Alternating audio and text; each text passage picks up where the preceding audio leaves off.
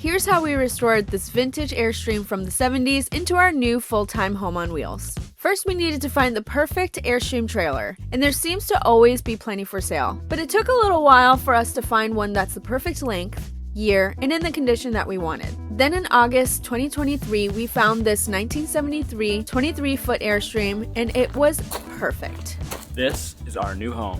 Well, kind of perfect. Now, even though it looks really cute, we knew that we were likely looking at a full shell-off restoration, but we wouldn't know for sure until we took it apart. So with no experience, sparkling levels of confidence, and a dash of delusion, we took on this massive project. Keep watching as we turn this rotten, rusty, musty, iconic trailer into a beautiful home. There are plenty of Airstreams available for sale that are already gutted, but we specifically wanted one that still had most of the interior intact. We are turning this 1973 Airstream into our future tiny home on wheels. The main reason for this is that we wanted to see how it was originally built to help us when it came time to build it out ourselves. In this gutting process, we're also discovering what needs to happen to make this thing livable and drivable, because we want to take it everywhere. The first step was to carefully disassemble all of the components, starting in the front and working towards the back. Blech. We carefully sorted and labeled all the hardware, since we didn't know what might be useful in the future. Just put it on the floor. We really want to label everything that comes out, which will make this process a lot longer, but organization is key when you're doing something like this.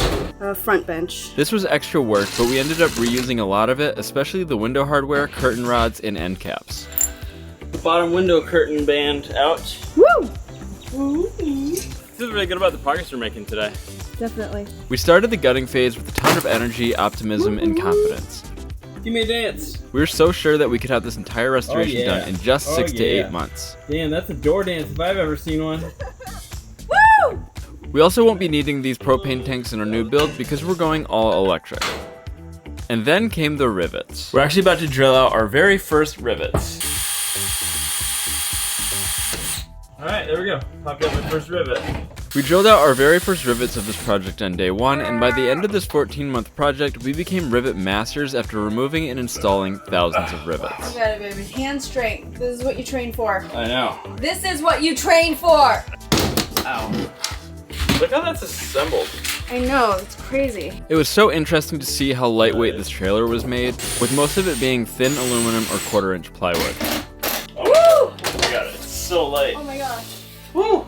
This Airstream had all sorts of hidden surprises for us. Dozens of dead ladybugs, mouse turds, letters from the past, and even human turds. Get it! Get it! Get it! Get it! That's how you do it. Nice! On day 2, we realized we were never going to finish this if we saved every single screw, so we traded the drill for a saw and sledgehammer and got hammering. It's really amazing to see how light all of this is. This probably weighs maybe 10 pounds at the most. Woo! This will be a great template for our walls. The heaviest items we took out were the furnace and the stove.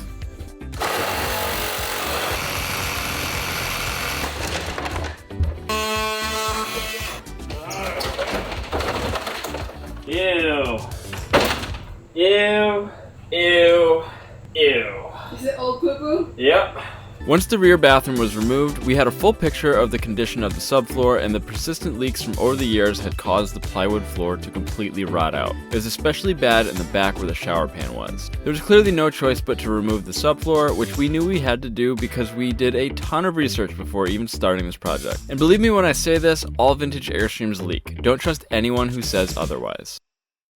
Now that the interior was removed, we had one more thing to do before it was time to take off the walls. We got 10 pallets on Facebook Marketplace for free. We're gonna take all of this wood off and use it for our mock-up. We used the removed bulkhead walls and some free pallet wood to do a complete mock layout of our planned Airstream. 34. Belly button level? Is that good for you? We decided on our bed and counter height, couch space, bathroom area, and space for our tiny wood stove. We did our best to make sure everything was evenly distributed, with 60% of the weight being in front of the axles. Over here, we have a massive L-shaped chunky couch. We're gonna have some storage on the sides here because this is way longer than we need. Matt is 5, 10 3/4, and I am 4'11". And planned for every single outlet, electrical component, and all of our plumbing. This was an absolute optional yet crucial part of the planning process that saved us so much time and decision fatigue down the line. After I removed all the vents and vent fans and absolutely battled the AC from hell,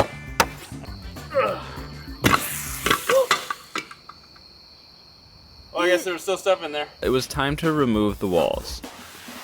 Wow. I know. Airstream walls are made up of aluminum, which makes them easy to bend to the curves, and they're riveted onto the structural ribs which hold the whole Airstream together. Oh, so these are the things you're saying we gotta pop off. We have to pop that off, yeah. Since Meghan is so short, we used pull jacks to hold up the ceiling as we removed hundreds of rivets, carefully labeled each wall, and set them aside since we would be reusing these walls instead of buying new aluminum. Nice. Oh my god. The walls are layered in a specific pattern, so we made tons of notes and labeled each piece to make sure we knew how to reinstall them in the proper order. It wasn't easy, and we had some trouble, especially around the door, since there were some hidden rivets that were probably installed before the door was. Alright. We also dealt with 7 huge garbage bags of stinky, rodent and ladybug infested insulation. Well, they lived a good life in this trailer. This stuff stank. Nice. The final step to removing the walls was to remove all of the wiring, because after all the work we've already done, why would we reuse this brittle 53-year-old electrical wire? Oh my god. We also removed all the windows, which proved to be the most frustrating part of this project and enough reason to never do this again. But more on that later.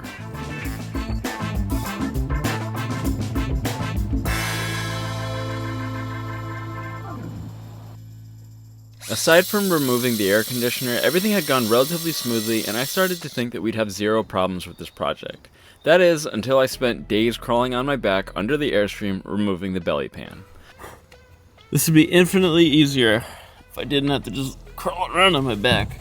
The belly pan's made up of 2 huge sheets of aluminum and holds up the insulation. We were hoping to reuse these, and a number of things went wrong while trying to remove them. This is where I started to lose some steam towards the project. Oh, it's freaking heavy and awkward. There are 2 rivets left. They are both giving me such a hard time. Drilling them, chiseling them, they're not moving. And they have the whole weight of the rest of the freaking belly pan that is just resting on them, so they don't really want to go anywhere. Not gonna lie, this is the most frustrated I've been with this project since we started. You got this. 2 more. Just 2 more, Matt. The rivets were all different sizes, and some were hard to get to. Since the Airstream suspension was so old, there wasn't much room, and I felt really claustrophobic. Even though this took like what felt like an eternity, with the help of Meghan, we were able to get the sheets off, uncovering the rusty 50-year-old frame. That was way harder than I thought it was gonna be. Yeah. Truthfully pissed me off. Not to mention, while I was under there, insulation fell all over me, along with whatever sludge built up in the belly pan over the course of the last 50 years. But nothing was worse than trying to get this fresh water tank out. My god, I can't even get it to budge. Oh, come on, Matt. I tried something sketchy, didn't work out. Everything's safe, Airstream's okay. I'm not gonna tell you what I did, but I'm just gonna tell you what it involved. It involved the car and a ratchet strap. Come on, Megan, good wax.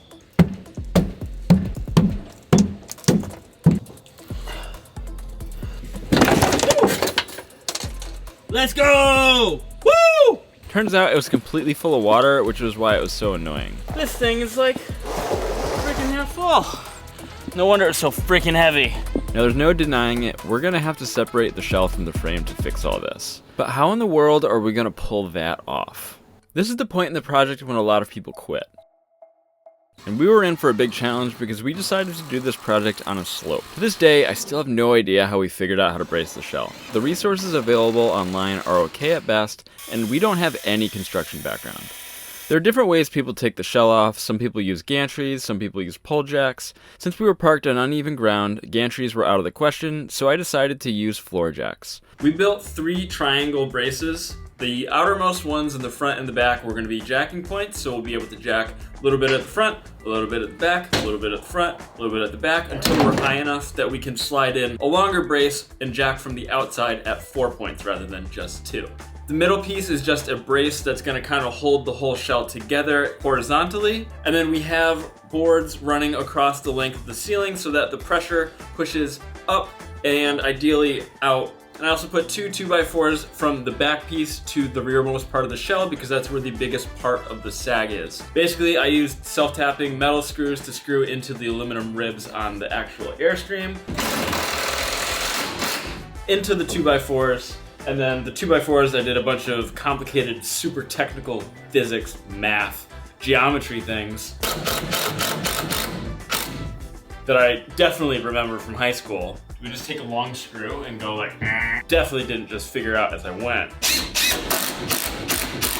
to make this work. Based off of what I could gather from research, the entire shell weighs about 1,000 pounds, so we're using 2 different sized car jacks in the front and then some bottle jacks on the outside. These are the cinder blocks that the feet of our bracing is gonna go on. These are the feet that we're gonna be putting the bracing on top of the cinder blocks. So let's just get to it. Before we were able to lift out the shell, we had to drill every single rivet. There's a steel plate that's actually connected to the frame that we had to rivet out all the way before we actually get to lifting the shell. And now that this part's done, we just have to finish up around the rest of it. Now this thing's coming off. And when I said every single rivet, I meant every single rivet around the entire shell connecting it to the frame. We made sure to make reference points on the walls and on the floor so that when we connected the C-channel back to the skins and the subfloor, we knew exactly where things would go. We also had to cut out a bunch of bolts, especially around the wheel wells, because the skins attach differently there than they do the rest of the Airstream. I think we're ready. I think we're ready too. Ah! This is like way harder than anything we've ever done before, and I just hope it goes well. Oh my god, this is terrifying. Ooh. Okay. Well, look, you can see that side's already higher. Look at the lines. Oh yeah. Oh yeah. Nice. Are we like loose? Okay, so now I'd say go crank the back a couple turns. If you're wondering why we'd take on such a project like this, well, truly, it's been a dream for so long for feelings like this. Oh! I think I got it. Yeah, it sounded like it. Oh my god, I see it. We got space in the back. And now we have everything disconnected from all ends. This is so exciting. With our shell just a few inches off the frame, we could see a bunch of hidden rivets holding on the belly flaps, so those had to come off. Woo! There we go.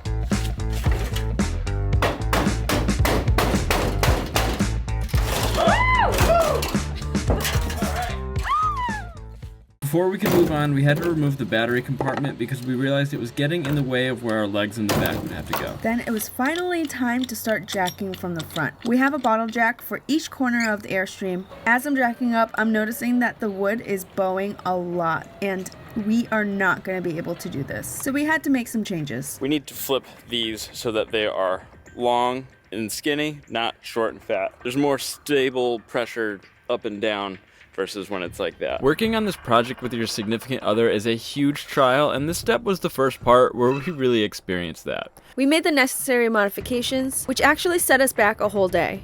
Push a little bit more. A little bit back. Pull back. Done. Come give me a hug. In the end, it's actually a really good thing that two people working on a project doesn't think the same, because then you can exercise all ideas and become a better team. All right, we're ready to do this thing. I'm so excited. It is time to jack it up, pull it out. There we go. After we jacked up the shell just high enough, we slid in the 2 legs which connected to these 2 feet, we zipped them in together, and then we moved outside to use bottle jacks to continue to raise the shell. As we went higher, we built up the sides with cinder blocks, which the shell would rest on until we reconnected it.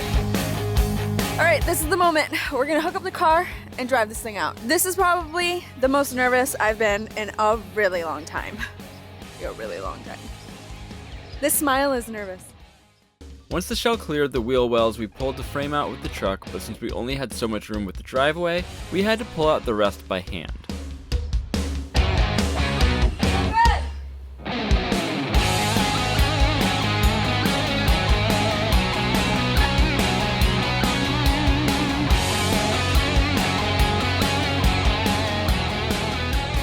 before I tried this, we actually tried to pull it out by hand, but it was just way too heavy, so I put it on a pallet and then grabbed a floor jack and then just tried it. See what happens. You ready? Yep.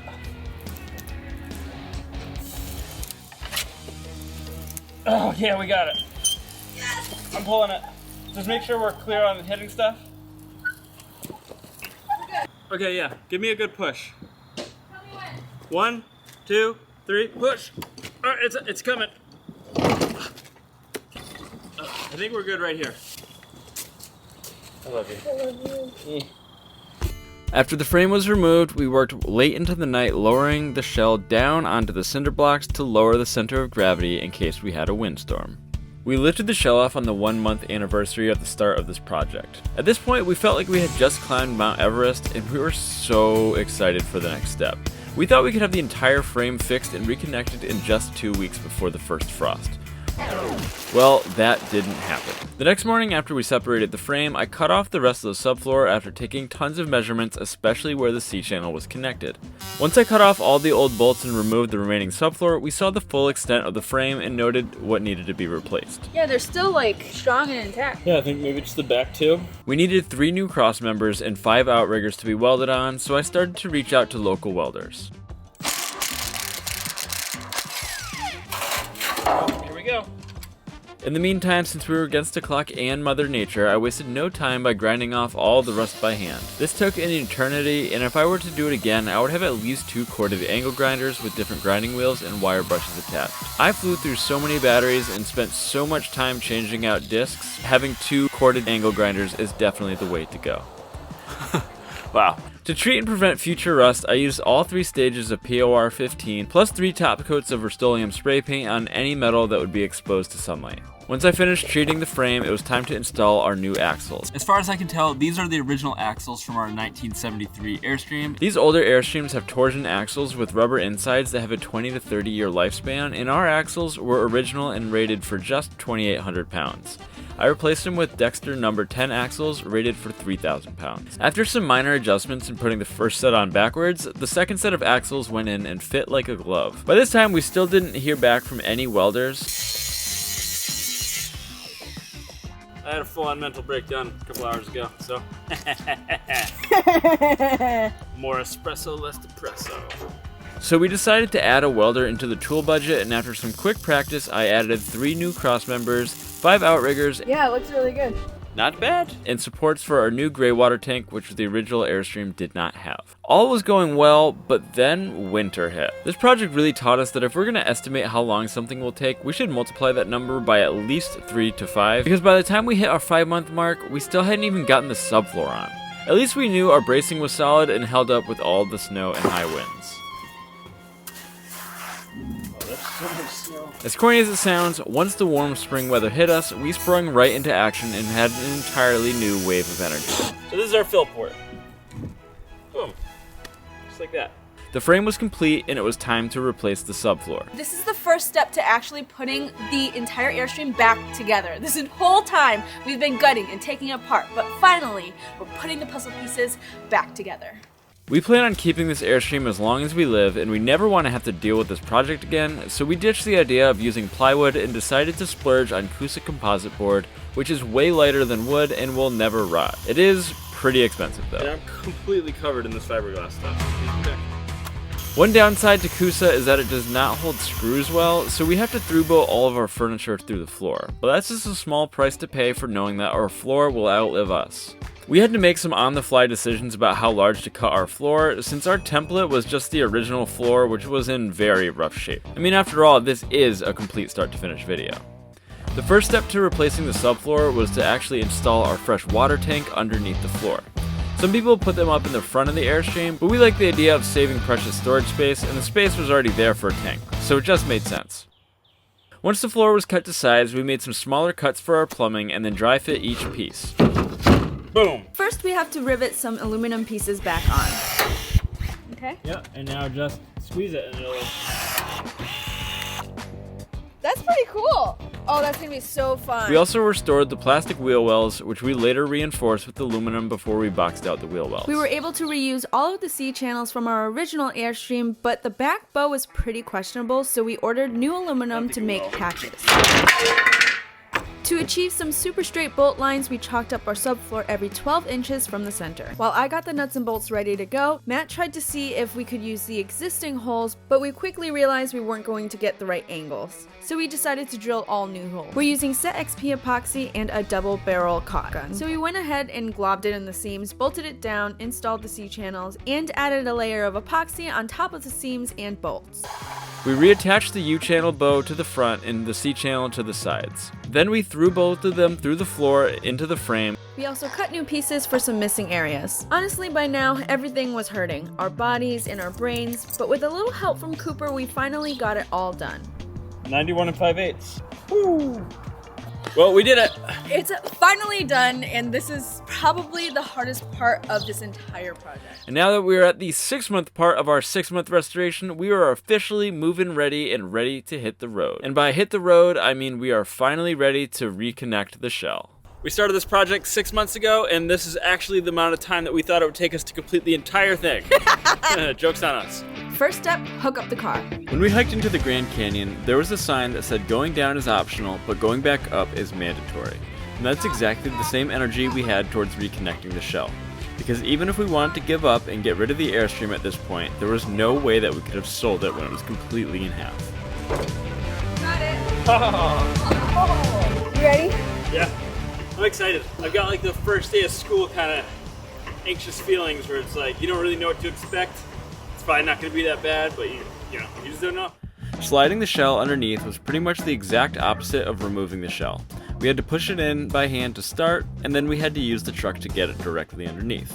We didn't give ourselves much room on either side with the cinder blocks, so we had to be very, very careful. Now it's time to jack our Airstream up. And we're able to accomplish this by using 4 bottle jacks, and eventually we're going to be using 2 floor jacks as well. Little by little, we jacked up the back and then the front, making sure we didn't do too much at a time.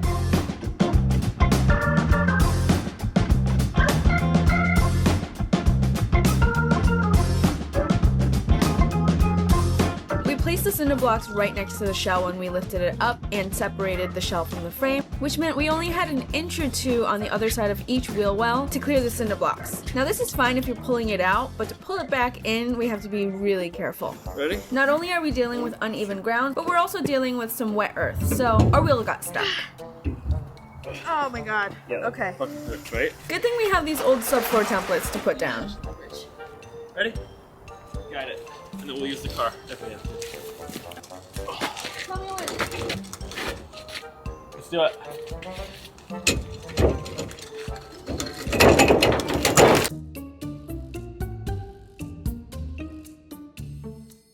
We didn't notice this in the moment, but after seeing the footage, we actually hit part of the shell with the frame and could have ended this entire saga right here. Thankfully, we didn't. The frame and new subfloor slid right underneath, and we had to slowly and carefully drop it down inch by inch with the same bracing we used to take it off. This is so exciting. The jack in the back was a little bit more sensitive than the one in the front, so sometimes it scared me and did this. Let's get that we kind of go down more level up. Oh. Are you all the way down? You can't tell, but I was freaking out. Yeah. Freaking. I know. This is crazy. This is crazy, man. Okay. More in the front. Okay. When the shell was almost fully lowered down, there was just one area that seemed stuck no matter what we did. Something is holding us up. All right, guys. We're just having a little bit of trouble here. The culprit ended up being the framing. So we removed the bracing and forced it into place. Once it was down and lined up with the C-channel, we spent the next few days buck riveting it together. This took what felt like forever, but truthfully, it was the most rewarding part of this entire project. To this day, I still can't believe that we pulled this off. We're gonna be reconnecting the little side flaps that go between the aluminum shell and the belly wrap. A lot of those pieces are trash, so I had to cut some out of some new aluminum. Tell me this is not the juiciest, fattest worm you've ever seen. I used the old pieces of busted aluminum as a template for the new aluminum and cut everything with hand snips. To be honest, this is my first time cutting aluminum this size, and I would not recommend doing it by hand. All right, the new pieces are done. Honestly, my arms are shot. That was That was a workout using those hand snips. Before I even left yesterday, I ordered cheap metal shears from Amazon. They worked so much better.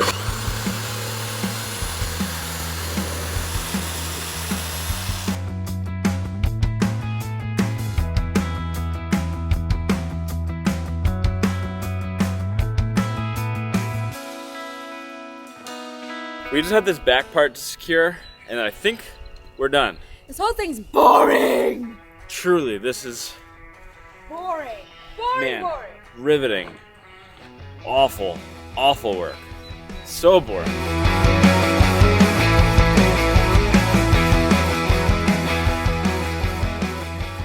I think our Airstream was kind of a rare one because for only a 23-footer, we had 4 holes in the roof for components. And after plenty of thinking about it, we decided to go with 2 Max Air Deluxe fans, one in the front and one in the back, a 12-volt air conditioner in the middle, and a Max Air skylight also in the middle. Since the exterior walls are thin aluminum, we needed to reinforce the ceiling with aluminum angle to make sure the ceiling could support the weight and wind force while driving. The fans were relatively easy to install, and all we had to do was enlarge the existing hole, insert the fan, put a bead of lap sealant around it, screw it down, and voila, it's done. Fan 1, fan 2. The AC, on the other hand, was a beast that took us about 8 hours of getting it exactly into the right spot and then securing it down. Like, what the hell, man? The guy made it look so easy in his video. This air conditioner is a 12-volt air conditioner that works really well for our space and is perfect for our all-electric setup. The skylight really shined for us after dealing with the air conditioner because we were able to get that in with absolutely no problems, except now it kinda leaks once in a while, so whatever.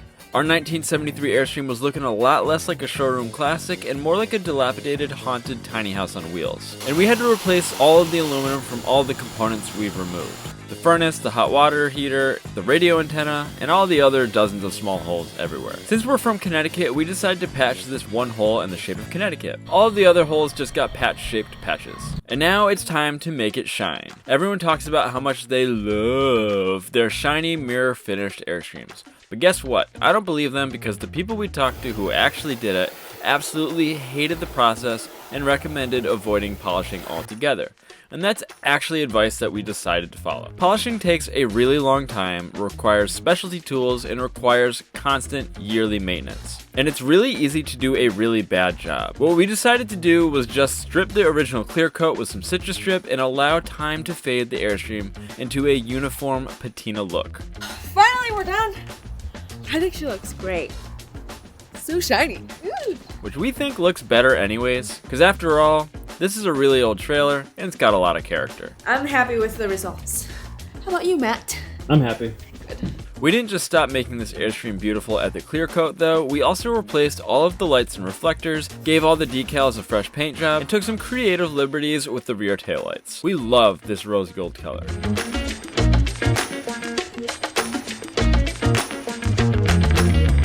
At this point, I just want to mention that we have videos for our entire Airstream restoration series that goes more in depth on some of these projects, but there are also plenty of things we're going to share in this video that we've never shown before. Just like these windows. The window restoration was a project that tested us, broke us, and then we broke it. All in all, it took us about an entire month working on these windows just about every single day. Dealing with these windows has truly been a pain in the butt. If you're watching this video for any educational purposes for your own Airstream restoration, this is the #1 advice I have. Do not mess with the windows. They don't leak, leave them as they are, and just caulk around the edges. If you have dual pane windows with broken seals, break the inner pane and convert them to single pane and caulk the edges. You have been warned. Taking the windows off the Airstream is easy. Taking the window frames apart is the hard part. Putting them back together is even harder, but we did end up getting them done and reattached, and to be honest, I don't really want to relive this experience anymore, so we're gonna move on to the next part. Now it's time for a segment we like to call Restorador. Vintage Airstream door locks are notoriously prone to breaking and locking people out, sometimes even in. Replacement kits are several $100s, but I found a better, cheaper solution. Although this new lock is a tenth of the price of the replacement lock, it was quite time consuming to install and required modifying just about every part of the door and part of the door frame. We started by taking apart the door panels, which revealed more insulation and a ton of ants that we had to evict. I'm done. I'm done. Alright, I guess it's just me and you and these ants. We removed the original lock, patched the hole and moved the door support piece over a bit in order to attach the new lock. We also installed a new aluminum door latch that will keep the door open on windy days. I wanted to add a deadbolt for added security and also as a preventative measure against the door flying open when driving down the road, because these Airstream doors open up towards the back, which is just one of the many questions I have for the OG Airstream engineers. Since we removed all the original wiring and replaced the exterior lights from the trailer, we needed to replace all of the wire. Even though I've designed off-grid electrical systems in the past, I never wired trailer lights and brakes before, so I used this video sponsor, eTrailer, to learn how to do it. This is Megan's explanation. Trailer wiring is super simple. You have 7 wires with different colors that do 7 different things, and then you just connect those 7 wires to the thing, and then you plug into the thing and it should work. Yeah, that's pretty much it. I used the guides available on eTrailer's website to wire the trailer according to the RV standard wiring. I connected all the lights and brakes to a junction box easily accessible up front, and then I installed a new 7-pin receptacle on the trailer side. I was able to buy and install a breakaway kit with its own dedicated battery for the trailer brakes. This gets attached to the trailer, this little wire gets attached to the truck, and then goes inside this here. So that way, if for some reason the Airstream were to ever separate from the truck, this would get yanked out. This would activate our brakes and hopefully stop the trailer wherever it is. And then this is just a constant supply so that no matter what, we always have power going to the brakes. I also installed a plug-and-play brake controller in the truck, which was a super easy installation. Then I wired up a new 7-pin cord and pigtail and went to go test it out. Unfortunately, it didn't work. Oh, damn it, it's still doing it. I was sure that I did everything right, so I called a friend and tested it out on his newer truck, and it worked perfectly. Turns out that our 7-pin connector on the truck was faulty, so I replaced that with a kit from eTrailer, and I'm happy to report that all of our lights, brakes, and new trailer brake system work just as they should. I was able to get everything that I needed, plus the guidance and how-to, all from eTrailer. Their support staff is incredible, and shipping was so fast I didn't have to wait long to get the project done and move on to the next thing. We're in business, guys. Since we live in an off-grid Airstream, we need multiple ways to charge our batteries. I installed 800 watts of flexible Renogy solar panels onto the roof. Installation was a breeze, unlike most things with this project, and we used a combination of Sikaflex, rivets, and heavy-duty VHB tape to secure them to the roof. I arranged each side as a separate series array so that when one side is inevitably shaded, it won't affect the other side. The last actual restoration part of the restoration was to get our walls up. We restored these plastic front end caps, which wasn't particularly difficult, but I did end up replacing the tambour later on. After cleaning it up and a quick paint job, we reinstalled it. Now the front end cap was actually very awkward to handle, but no more awkward than the fiberglass rear end cap, which we also reused. We spent a ton of time preparing these aluminum walls because they have a vinyl coating that's notoriously hard to paint. So we did several rounds of scrubbing, degreasing, and sanding to make sure that they were ready for paint. For insulation, we used Half-Lock wool and used 3M spray adhesive to stick it to the wall. We went piece by piece and got some help from our friends and family for the really long ones. Once the wall pieces were up, we patched all of the holes with a spare wall piece and filled each and every single rivet hole with new rivets. There were hundreds of them. Then it came time to paint. We used 2 coats of primer and 2 coats of paint, and our walls are looking better than they have ever looked. I mean, probably. This trailer is old enough to be our grandparents, so we weren't around when it was made. We installed our lighting fixtures as we went and finished up this part of the project by securing our ceiling and window trims. With this part done, we are officially done with restoring our Airstream, and now it's time to build it out. My legs don't work anymore, but I'm super pumped. As soon as our walls were up, we were working on our front living room area, bedroom, and electrical all at the same time. It was a chaotic mess, but we had limited time to be out of our apartment and moved into the Airstream, so we prioritized power, a place to sleep, and a place to store things and be able to relax after a long day of building. We're about to live in this thing. Yeah. Less than a month. We're gonna be living in this. On my free time, I worked on my sewing skills and sewed us some curtains. Megan, that looks awesome. Isn't it pretty? Yeah. We originally designed and built the front bench area to have 2 benches that would slide out and become a full-size bed, but after deciding to cut some tongue weight later down the line, we converted both benches to be the same with normal flip-top lids. Nice open cubby. Since we lived in a van before this, we knew that we'd be tracking in a lot of dirt on a regular basis, so we bought outdoor cushions to use for our front couch area. They're super easy to clean. During our mock layout, we made one big mistake. Oof. Oof. Did we mess up? Why does it seem like it's so far out now? When we measured the size of the bed, we only accounted for the mattress dimensions and forgot to include the size of the frame that needs to hold the mattress. Ooh, well, Honestly, things were going way too smooth today. Come on guys, what were we thinking? Since we were set on using a queen size mattress that we already owned and loved, we had to adjust our plan, which meant our original 4-inch gap in the back ended up being closer to 13 inches, which dominoed and resulted in losing about 9 inches of counter space and our entire planned wardrobe.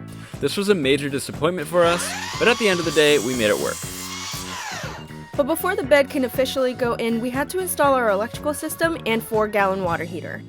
We knew that when we started this build, we wanted to have a completely self-sufficient rig that we can take anywhere and always have power. I installed a beefy 800 amp hour lithium battery bank to store our power, and we have 3 ways to charge those batteries. We have 800 watts of solar, 2 separate charge controllers, a 3000 watt inverter charger, and a 50 amp DC to DC charger, which we can use to charge while we drive. We used all top of the line Victron components. Ready? Yeah. 1, 2, 3.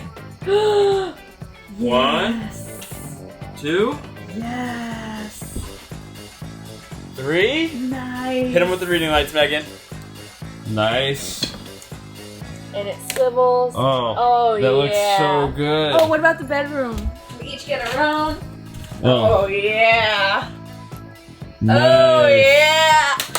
Nice. We have the full functionality of a regular house, just a more compact, shiny version. Underneath the bed, we have plenty of room for storage, and we designed the bed to be on a hinge system so we can easily access our electrical system and hot water heater that we also have underneath. One extra step that we took was to paint all of the wood that we used in this entire Airstream with anti-mold paint to prevent mold issues in the future. Definitely an extra step, but we're really glad we took it. There were 2 things that we needed to install before we moved in, and that's the mattress. That's a bed. Oh my god. Oh my gosh. Woo! Nice. Perfect size. Oh. And our table. Looks pretty nice for a temporary table. Yeah, not bad for a temporary table. That we may or may not ever switch out, because at this point in our lives, we live by the motto, if it ain't broke, don't fix it. After moving into our unfinished Airstream, we prioritized getting our kitchen done. As much as we love cooking outside, nothing beats having a fully functional house. Step 1 was to box out the wheel wells to give us a flat surface to work on. We framed out the kitchen galley by each segment and made sure that our fridge fit. Dealing with these curvy walls was kind of a nightmare, but just like everything else so far, we had no choice but to figure it out. Once the counters were framed, it was time to install our countertop. We used the Thinscape by Wilson Art, and it was easy to work with, and we loved the fake marble look. We dropped in our induction cooktop and installed our sink, faucet, and water filter. We custom built each cabinet and door, and when it came time to pick a color, we were originally going to go with another neutral color, but after testing several samples, we absolutely hated all of them and decided to go with something bold. Oh yeah, that looks nice. I installed our plumbing, hooked up our water pump, ran the lines from around the back of the Airstream, and turned on the water for the very first time.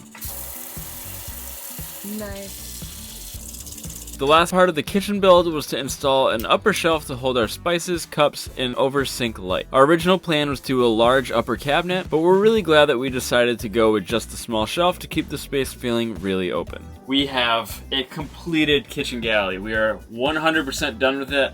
Absolutely stoked about it. We have a ton of storage. I'm super pumped. Our water runs. We have a water filter for drinking water, and overall, just absolutely super pumped. Once we finished the kitchen, we moved on to our second to last project with this Airstream. We couldn't believe the end was coming near because we still had so much work to do. We got really lucky that our bed didn't end up being any further out than it was, because if it had gone even 1 more inch, it would have been too close to the window, and I don't know how we would have gotten the rear shower wall up. For our bathroom walls, we used 1/2-inch plywood and scribed them to the wall as close as we could, and used L brackets to support them to the wall with rivets. Megan took lead on the shower pan and shower tiles, and I think she absolutely crushed it. She used a bunch of Total Boat epoxy and some leftover acoustic board from our subfloor to fabricate a completely custom shower pan that went over the wheel well. Megan installed Palisade wall tiles, and I wrapped up the plumbing. Design-wise, we wanted the bathroom to feel like a completely different room than the rest of the Airstream, so instead of the gold hardware and fixtures, we went with all black. This was the actual last part of the plumbing for the entire project. The end was finally in sight. Yes! Nice! With the back of the Airstream done, it's now time to complete the living space. On the door side of the couch, we have room for our yoga mats, shoe storage, our Starlink router, and a drawer for random stuff. And on the other side, we built a cubby to hold our Starlink and a 12-volt chest fridge freezer combo underneath. For our front bench, I installed our S-Bar diesel heater. We had the gas heater in the van, and it was awesome. That's pretty much all I can say about it. It's expensive, but really worth it. For our fuel tank, I have a 2-gallon Rotopax tank, and I just hooked up some quick connect fittings, so if we ever want to take this off to go fill it up, it'll be super easy to do that. And I just attach it to the back of this little tongue box. Is it nice enough to open the door?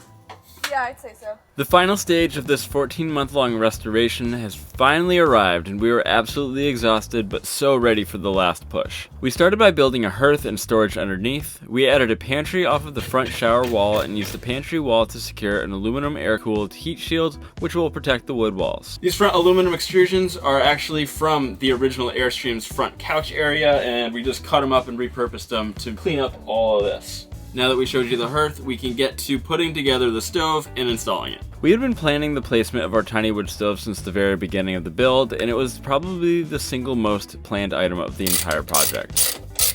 And our Airstream was able to survive a freezing cold New England winter thanks to this stove.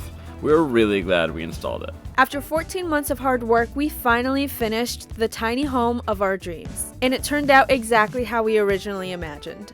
Even though this project took over a year of our lives, all of the brain power and physical energy that we had, and tested us in every way possible, we cannot believe that we actually pulled this off and restored an Airstream from the 70s into what you see today. Regardless of the blood, sweat, and tears that went into this, and yes, there were a lot of them, we are so happy to call this restored tin can, destined for the landfill, our cozy, shiny little home on wheels.